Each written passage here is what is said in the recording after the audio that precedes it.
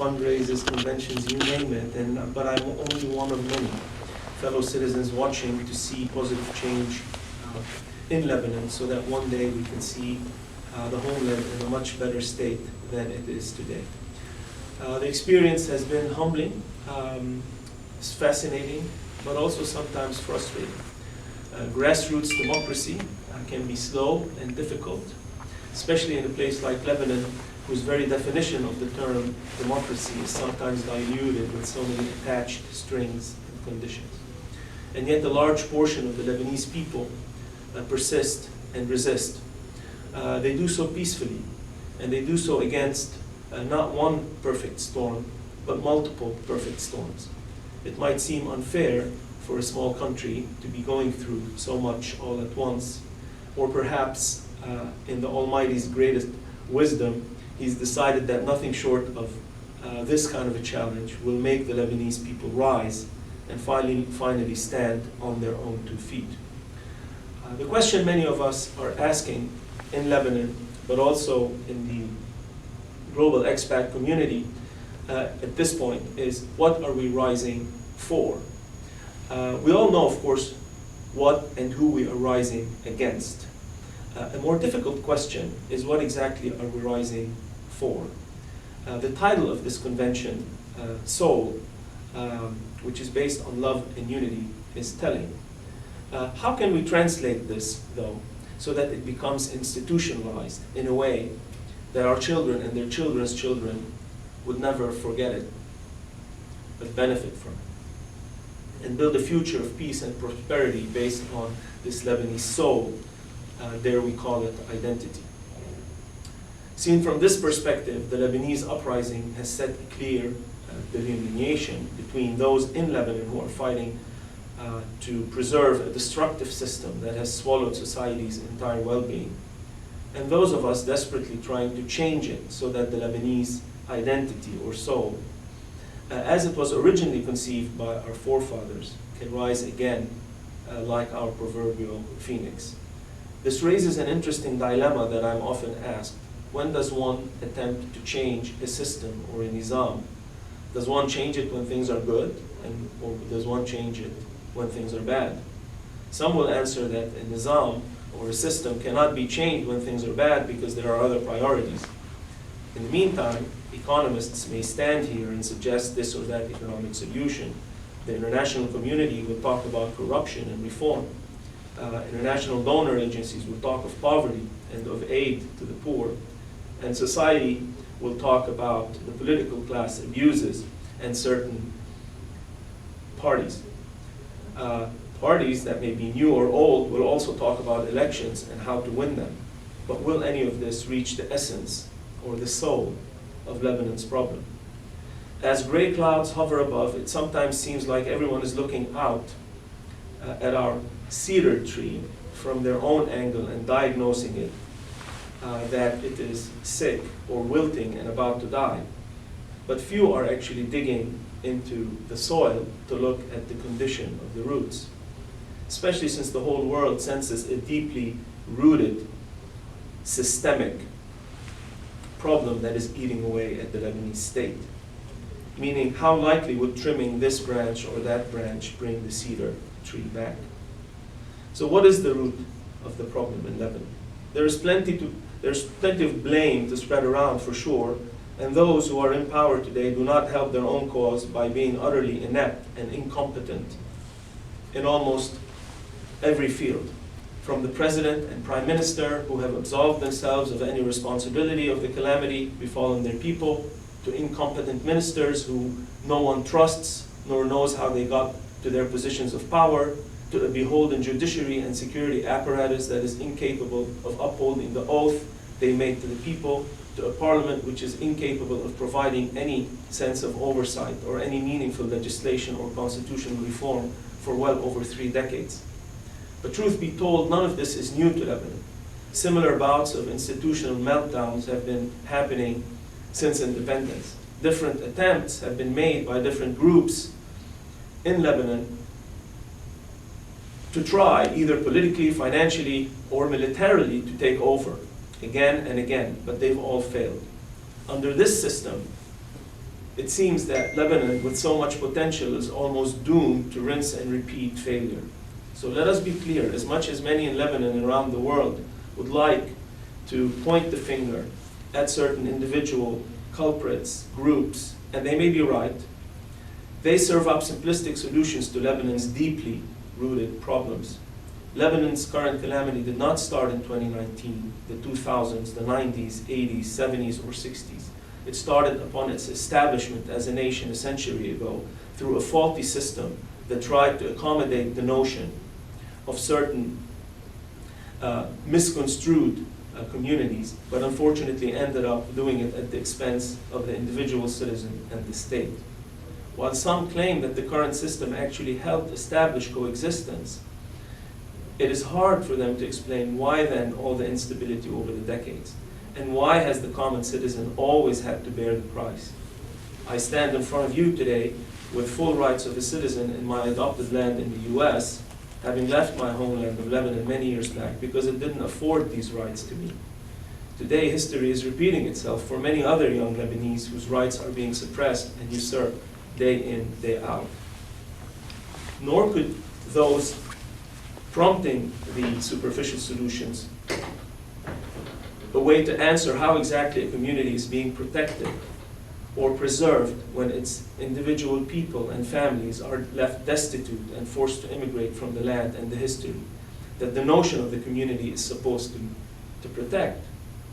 Like many fellow Lebanese, I find it hard to reconcile these basic contradictions, and even harder to demand things from others while insisting on maintaining inequalities and privileges.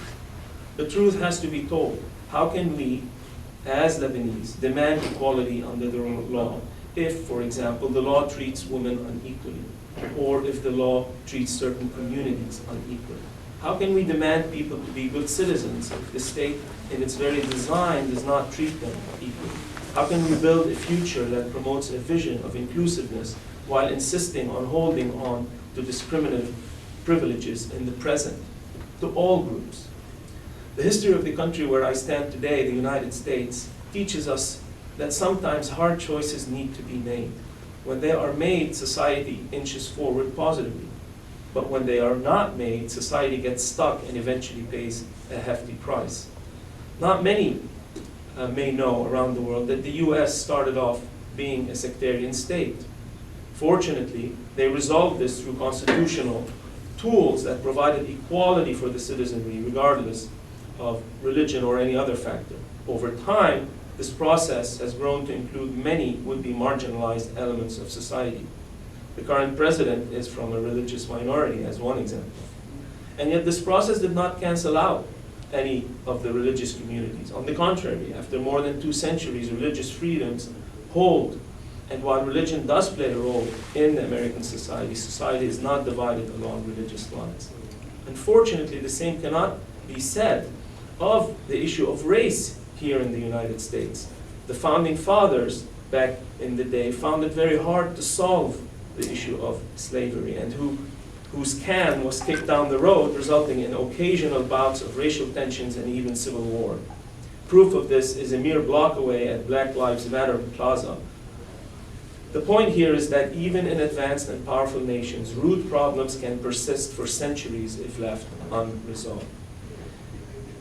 In the Franco-American tradition, and influenced by that history through colonialism, Lebanon's constitutional creation in many ways was ahead of its time and applied some positively liberalized principles to be admired.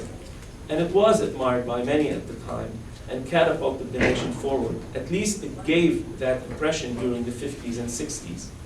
But deep inside there were deep systemic flaws.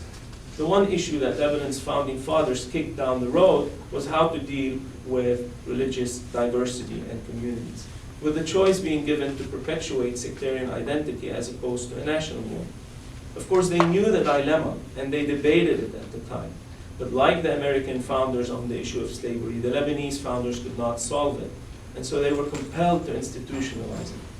The sectarian fault lines today soon are a result of the past, and they were exposed, and they are being exposed over and over and over again, influenced by either internal differences or regional/geopolitical ones. And so while strengthening communal identity may not necessarily have been deemed fatal at the time, over the course of decades it became a tool for political influence and clientelism and started eating away at the national identity. This became an existential problem when politicians took over the reign of the different communities and used religion and are continuing to use religion to raise community fears, to compete for power and perpetuate their own existence.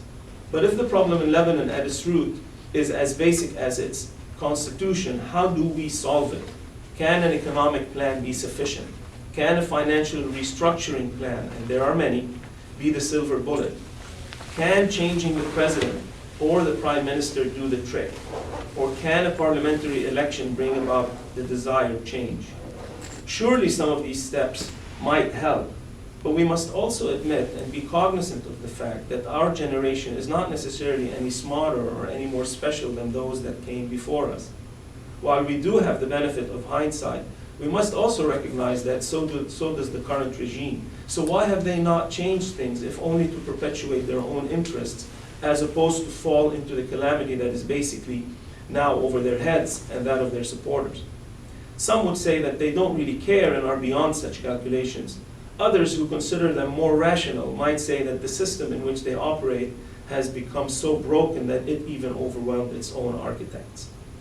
The more compelling question that instead of one trying to psychoanalyze the political incumbent class is, where are the Lebanese people in all of this? And why has any meaningful constitutional change not been realized, considering Lebanon in some way or another foreign powers?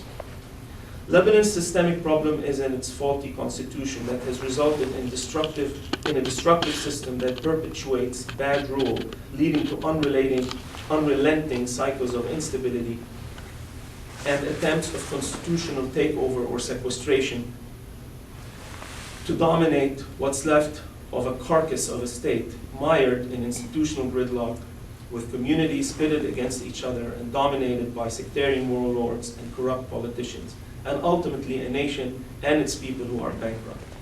It is here that we have to go back and ask, when does one change a system? Is it done when times are good? Or is it done when the GDP has fallen by more than 50%? When poverty has engulfed more than 50% of the population? When the nation has no electricity, or water, or roads? When the political system cannot function? When people are immigrating? And when the citizens are denied withdrawals of their hard work and savings? I would suggest that one changes a system when one is honest enough to admit its failure and brave enough to reach the conclusion that things can never go back to what they were. That is basically what many Lebanese should be rising to boldly demand. The system is dead. We need a new one that flips on its head the power structure in Lebanon, raising the Lebanese citizen above every other consideration.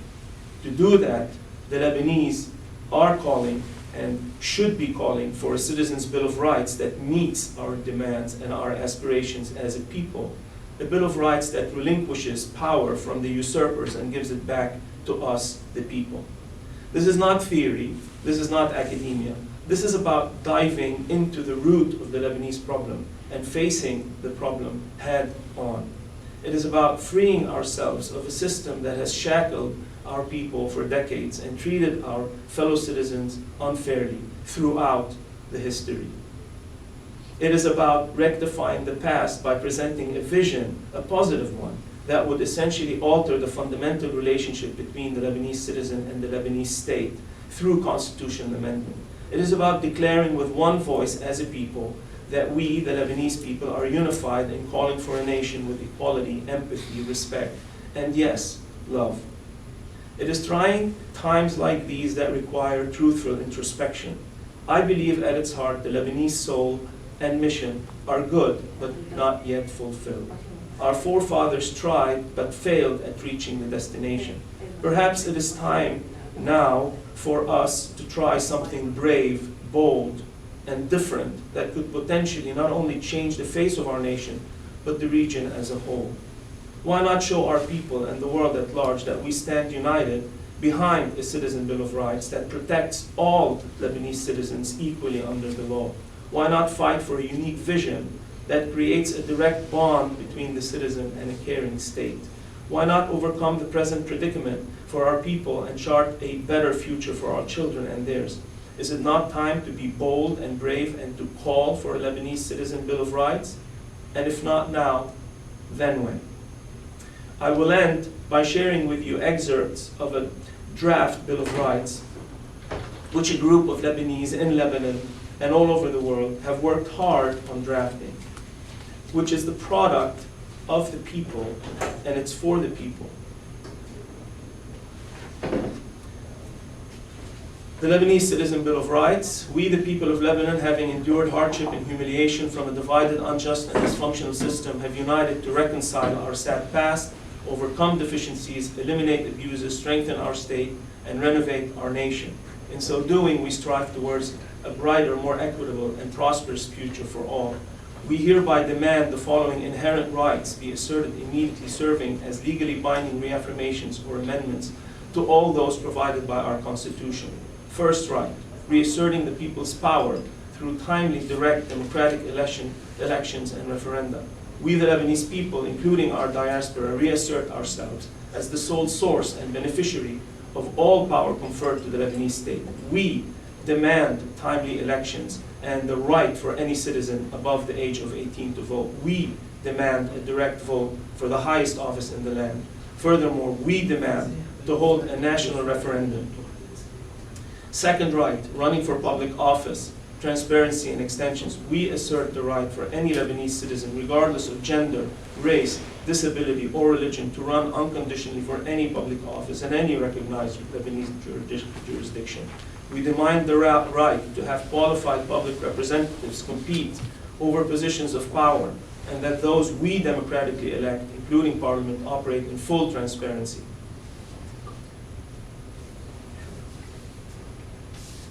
With public voting records.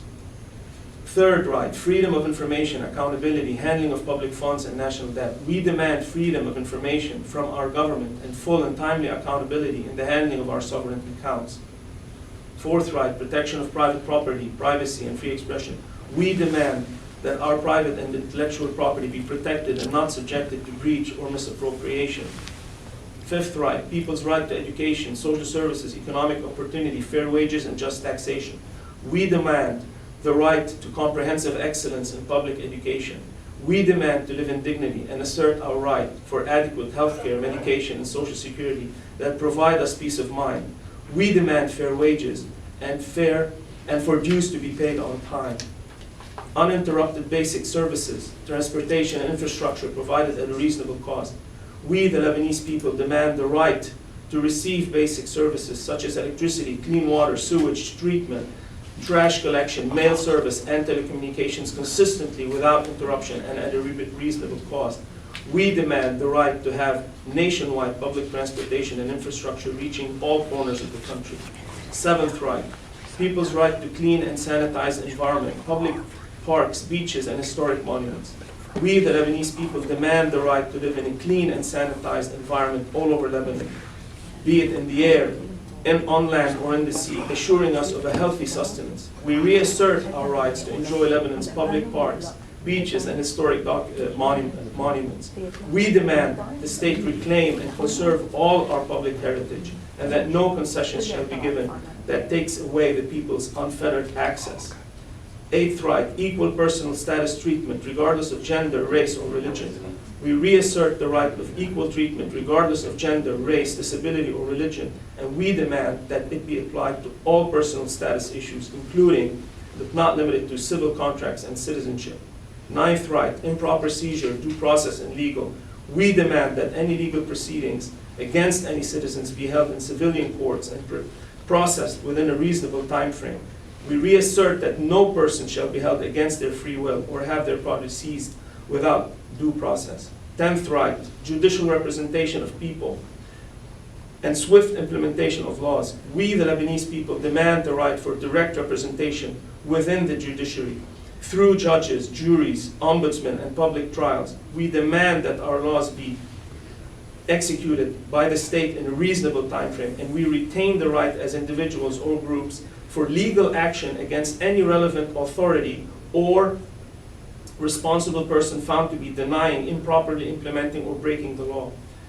11th right, to live in justice, security, and peace under the state protection. We demand to live in peace and security, and that justice be served on all 10,452 square kilometers of Lebanese territory, under full protection of the Lebanese state. 12th right, collective rights shall be of, by, and for the Lebanese people. No law, belief, or common practice shall curtail, abridge, or infringe on our collective Lebanese rights. Any and all powers not enumerated or provisioned to the state shall remain uniquely of, amenable only by, and enacted solely for the people of Lebanon. Thank you. Thank you, Wissam.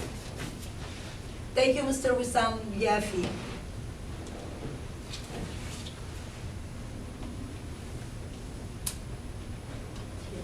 I can't hear. مش طالع الصوت. Thank you, Mr. Yafi.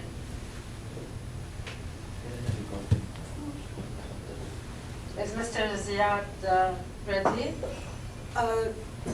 بلبنان أو عنا؟ عندك. عنا إنه في عنا Mr. Stephen Howard, activist and advocacy director in defense of Christians. بده يحكي عن السياسة الأمريكية تجاه لبنان. بالإنجليش بيكون speech. Okay, sure.